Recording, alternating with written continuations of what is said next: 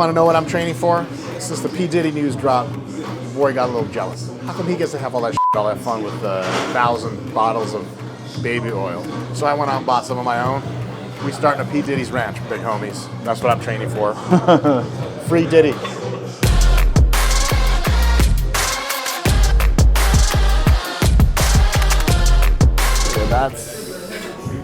Imagine. Could you imagine? Ideally, this is if your dick was this big. The best thing about it, you don't even have to get close to these hoes to fuck them. Oh hey, my bitch, God. what's up? From across the club. That's too deep. That's not good for you, Mike. You don't need that type of power. What would I do with it? I think you'd maybe last one day out of prison with that thing. That's true. But anyway, But prison would be fun. Sorry, I'm done. welcome to the workout. We've got a long time awaited, excited for this. I've got my boys, Jared Feather and Dr. Mike Israel, some of my favorite humans on the planet. It's been a long time in asking Mike if he'd be willing to let me train him.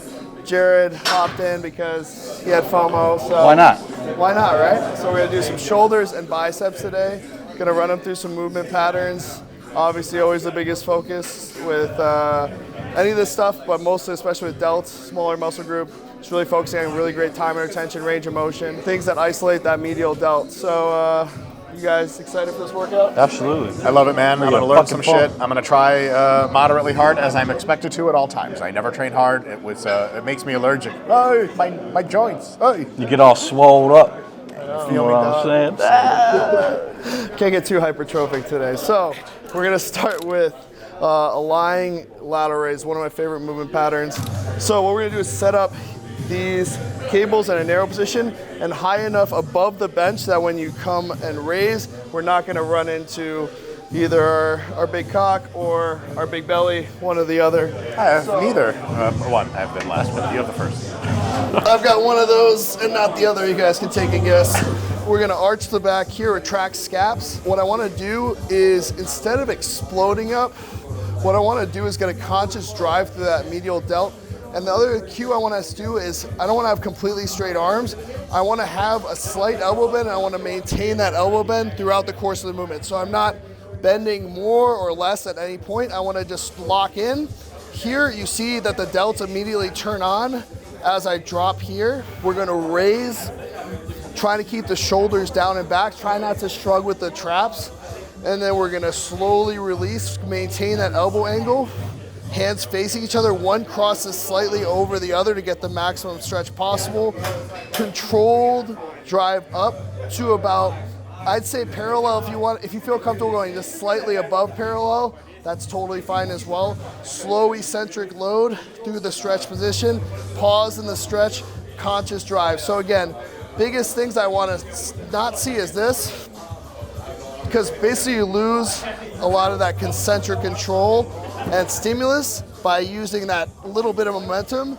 And the way this sets you up, it disables the use of momentum, forces you to drive the force directly through that medial delt. And you can see I'm very consciously trying to stay down and back with the shoulders. I don't want to get up in here. Keep it nice and down. Squeeze, slow eccentric control. Let's go for a warm-up set, and then we'll go for 2 to 3 working sets. Yeah, so kind of find one over the other. When you get to about there, there you go. Yeah, see he's in a little bit more of a true lateral formation, you're a little bit more in a Y. Like I said, one's not necessarily inherently better than the other. One is just gonna hit more, this is gonna hit more strict medial delt. I want you to milk that eccentric from the very top a little bit longer, right there, yeah. So as that force arm gets greatest at about 90 degrees, where the force is almost greatest on that lateral delt, right there is where we want to make sure that negative is nice and controlled. So for the viewers here, the biggest benefits of an exercise like this is, number one, we're reducing the ability to use momentum. So a lot of times you'll see people lateral raising using a good amount of momentum. Secondly, it's disabling us from taking over too much with our traps. A lot of times when you see people heavy lateral, they'll start to pull the shoulders up towards your ears. What this does is allows us to scapular retract, arch the back, plant ourselves in the bench, and almost use the bench as leverage to keep ourselves in that nice scapular retracted position throughout the whole course of the rep. And also when you get into that stretch, you're not driving any kind of fatigue into the lower back because you can stretch across while still lying on the bench and then drive up. So those are the two main benefits. And then obviously benefits of cable, you have even force curve throughout the movement pattern.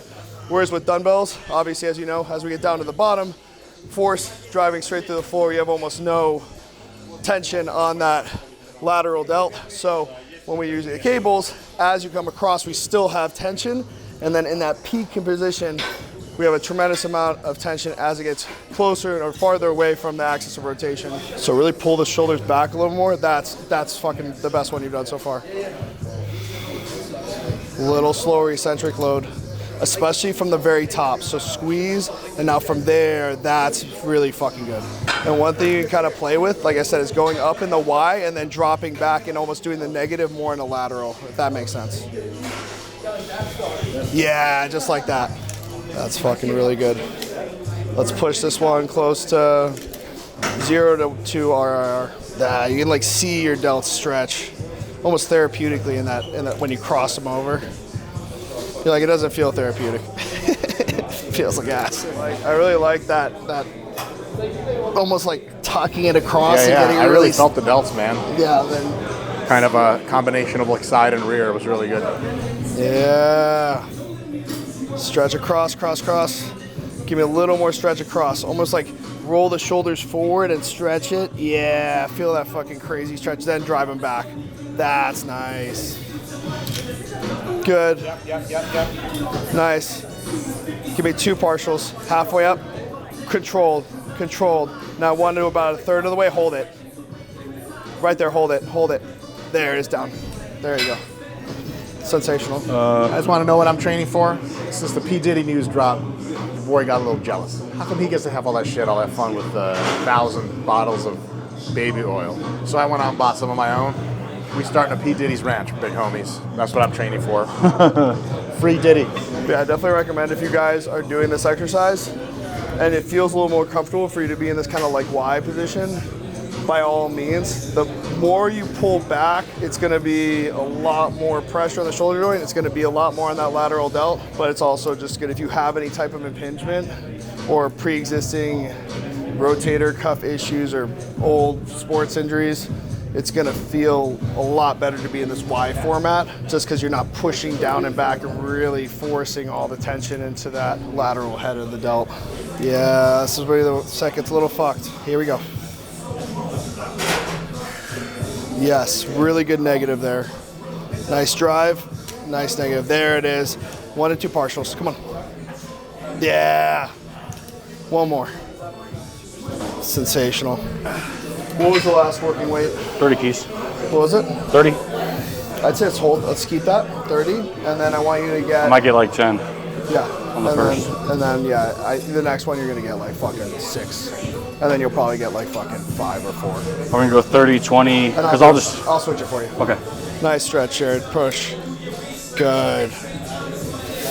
Remember, a little slower on that negative from that top of the rep. That's the part where it's gonna be crazy stimulus into that lateral head right there. Yeah, from there to about 90 degrees down to about 45. It's where you just get that crazy max stimulus into that lateral head. Yeah. 1 more partial, we'll drop it. Good. Drop it at 20, Mike. Yep, so reach it forward. There it is. Keep it in. Yeah.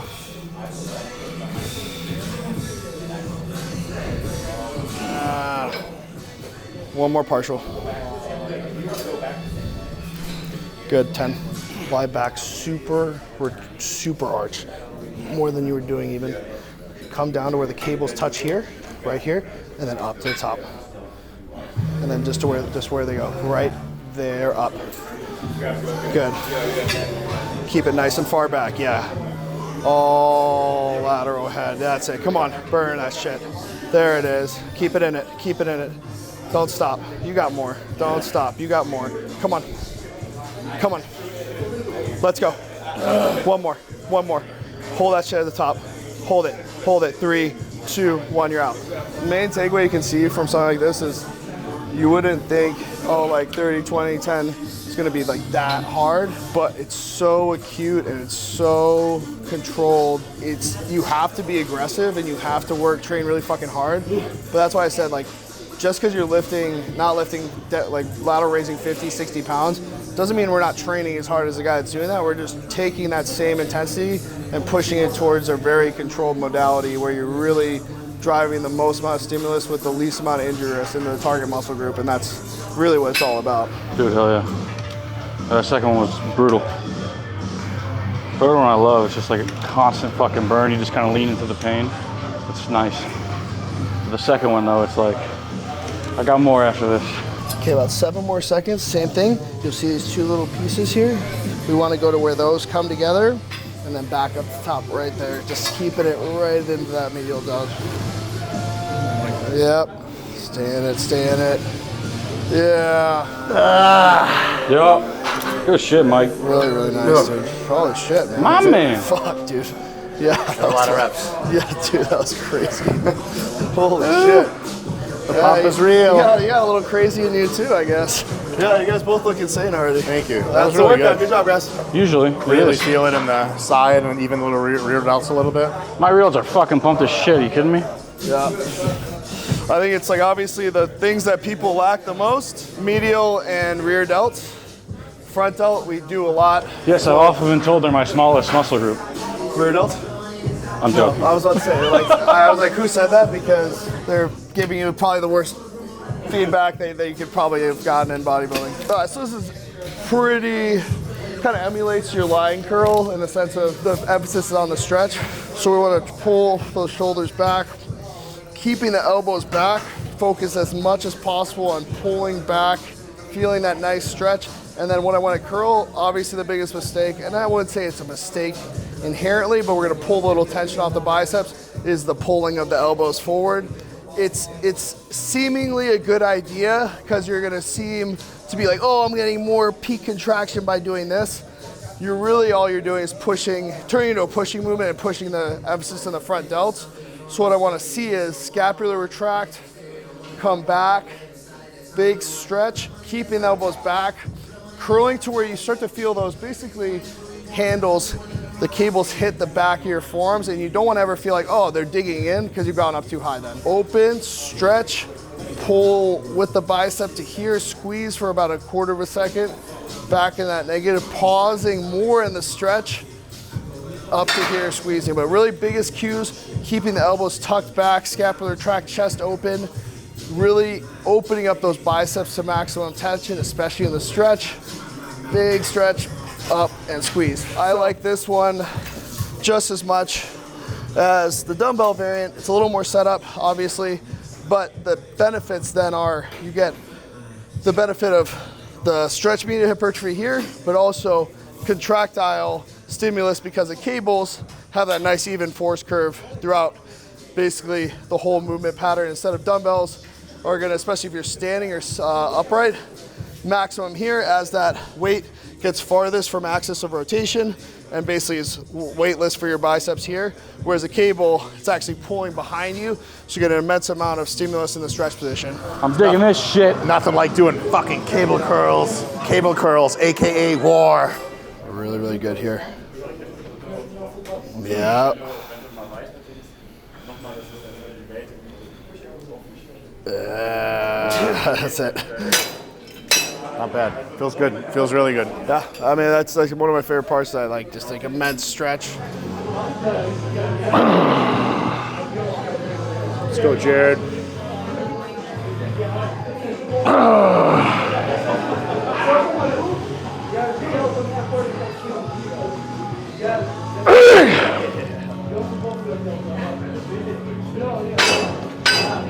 Oh, gross. Is that me?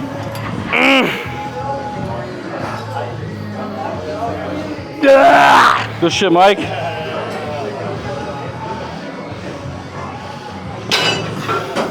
Really nice. So you can see Jared here, really almost like reaching back for it.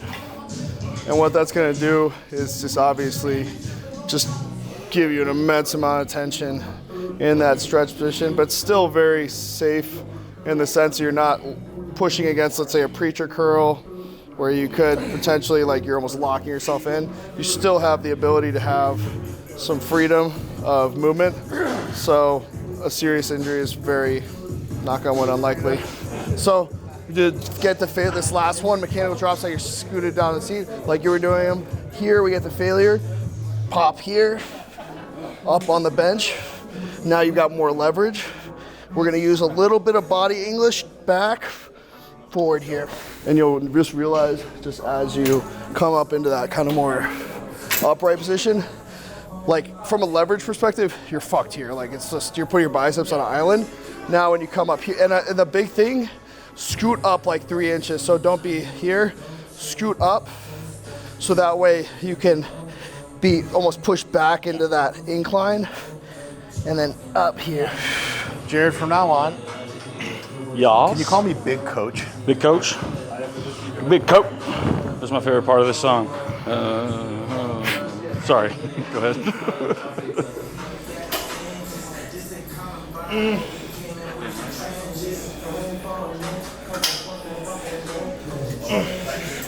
Got it.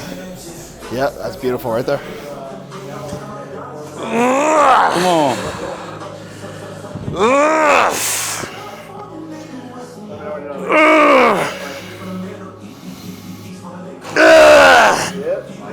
You're pretty big, man. Well, that's not bad, but the problem is, well, like, I don't know what's about to come out of your fucking mouth right Well, now. But it's probably good you're too winded to get it out. oh no, I could get it out. Get it out. I'll spare that joke. So slightly politically incorrect. Jesus So not Christ. really, if you think about it. But in any case, people always ask me, Ronnie Coleman, why you can't get big? That's because you're not me. You're not Ronnie. Get the fuck out my face.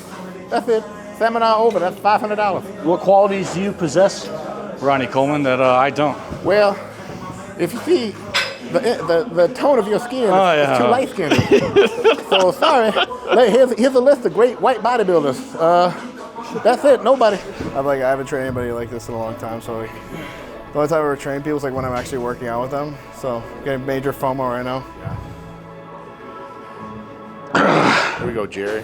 Yeah. Good. Come on. A little body English. Back at the back, and then forward to drive some momentum. There it is. Dead. Ow. He did. Oh, I'm pumped. My biceps pumped. Same thing. Scapular retract, slight elbow bend. About 160, 170 degrees here with the elbow angle. Drop the shoulders, almost like turtle shelling with the lats. I want to raise to about where that cable almost hits me in the nose. Slow eccentric control all the way down to the stretch. Squeeze, and the same thing. Benefits here, we can keep all that tension and tightness out of the traps by pulling the shoulders down and back. And I don't have any type of engagement in the traps. I can keep the shoulders nice and down. Big stretch at the bottom. Inability to use momentum, so I'm not taxing myself through either the lower lumbar or the core. I can really focus this movement. And then I usually, towards the last 1 or 2 sets, just hit some partials to about chin level. What's nice about these though too is you can load them actually pretty heavy because you don't have to worry about like when you're doing, let's say, either dumbbell or barbell, like front raise, you don't have to worry about that forward and pull it forward by obviously the weight. There we go, Jared. Let's go. Come on. Dig. Yeah.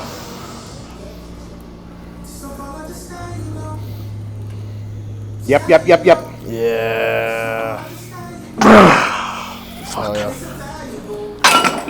Really nice. Oh, I'm dead. That's a lot of volume. We just hit the 2 sets of this. That's perfect. Yeah.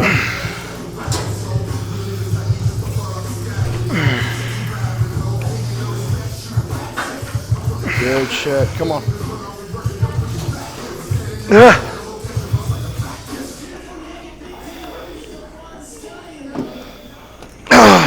Good shit, guys. It's a really easy setup, guys. Obviously, a lot of my stuff is cables, but it's a really good dumbbell one. If you guys have limited setup, or have something where you don't want to be dragging benches around, what I do is lean out and almost basically face completely sideways to the Preacher, what that's gonna do is expose the bicep to basically maximum tension in the stretch position. Then it opens it up to force. And obviously if you guys don't have the mobility to go all the way down at the beginning, just work to where you feel comfortable.